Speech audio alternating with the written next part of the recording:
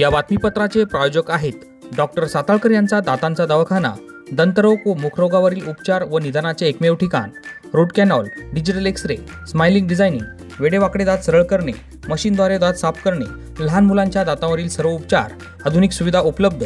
आजच भेट द्या. गाळा number 41, Ambedkar shopping centre, Vinchur road, शिवसृष्टीजवळ, येवला.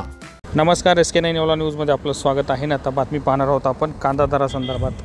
राष्ट्रवादी काँग्रेस शरद पवार गटातर्फे कांदा प्रश्न संदर्भात येवला तहसीलदारांना निवेदन देण्यात आले. कांदा खरेदी नाफेडमार्फत न होता भावांतर योजना राबवावी अशी मागणी यावेळी करण्यात आली. एकीकडे राज्यामध्ये अवकाळी पावसानं कांदा पिकाचे नुकसान झाले असताना दुसरीकडे शेतकऱ्यांनी साठवून ठेवलेला कांदा देखील खराब होत आहे. कांद्यावर जाहीर झालेले अनुदान अद्याप मिळाले नसताना कांदा दरात दिवसेंदिवस घसरण होत आहे. या संदर्भात नाफेडमार्फत कांदा खरेदी न करता भावांतर योजना राबवावी अशी मागणी करत राष्ट्रवादी काँग्रेस शरद पवार गटातर्फे तहसील कार्यालय येवला येथे निवेदन देण्यात आले. या प्रसंगी येवला तहसील कार्यालयाला निवेदन देण्यात आले असून शेतकरी प्रश्नावर आंदोलनाचा इशाराही देण्यात आला.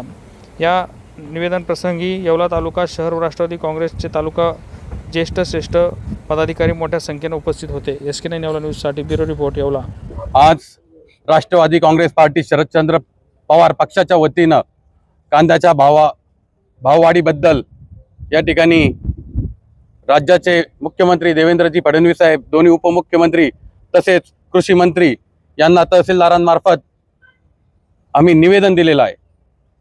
खरं तर आज कांद्याचे भाव हे 1200-1400 रुपयावरती आलेले आहेत. सातत्याने त्यात होणारी घसरण हा देखील एक शेतकऱ्यांसाठी चिंतेचा विषय बनलेला आहे. आज आमच्या पक्षाच्या वतीनं भावांतर योजना राबवून साधारणतः 3000 रुपये ही आधारभूत किंमत ठरवून जो उरलेला फरक हा अनुदान स्वरूप या ठिकाणी शासनाने शेतकऱ्यांना दिला पाहिजे अशी मागणी या ठिकाणी आम्ही केलेली आहे. खरं तर या व्यापारी शासनाने वेळोवेळी शेतकऱ्यांच्या कांद्याच्या प्रश्नाबाबत, कांद्याच्या भावाबद्दल नेहमीच हस्तक्षेप केलेला आहे. एकीकडे नाफेडमार्फत व्यापाऱ्यांमार्फत खरेदी केली जाते व शेतकऱ्यांच्या मालाला भाव हा कमी मिळावा यासाठी प्रयत्न केले जातात. त्याचप्रमाणे एक्सपोर्टला देखील 2023 साली 40% या ठिकाणी निर्यात शुल्क लावलं गेलं. त्यामुळे या ठिकाणचे भाव शासनाने कंट्रोल केले होते. त्याच पद्धतीने नंतरच्या काळात 20% असतील व आता 1200-1400 रुपयावरती कांद्याचे भाव या ठिकाणी आलेले आहेत.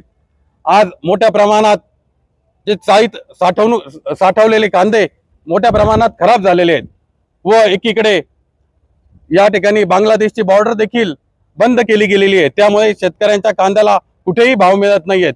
तरी शासनाने या ठिकाणी त्वरित हस्तक्षेप करून याबाबत दखल घ्यावी, अन्यथा राष्ट्रवादी काँग्रेस पार्टी शरदचंद्र पवार पक्षातर्फे तीव्र आंदोलन या ठिकाणी केलं जाईल.